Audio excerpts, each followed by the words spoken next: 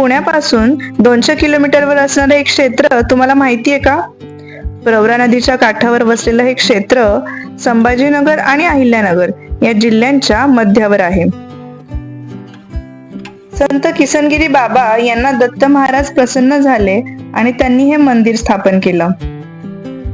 बाहेर फ्री पार्किंगची सुविधाही उपलब्ध आहे.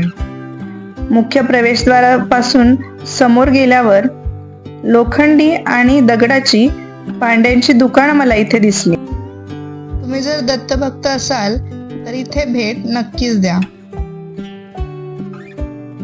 स्वच्छ आणि सुंदर होता. मंदिराची वास्तू ही अत्यंत सुबक आणि देखणी वाटली. मंदिराचं काम हे संगमरवरी असून कळस हा 4 फुटाचा आहे. अत्यंत आकर्षक आणि जागृत ही मूर्ती आहे. दर गुरुवारी, एकादशी, महाशिवरात्री मोठ्या प्रमाणात इथे साजरी केली जाते.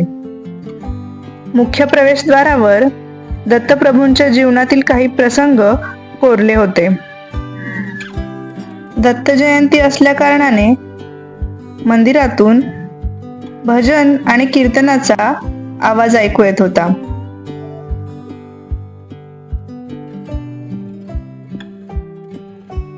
मध्यभागी मंदिर आणि समोरच गायीची सुबक अशी मूर्ती पाहायला मिळाली.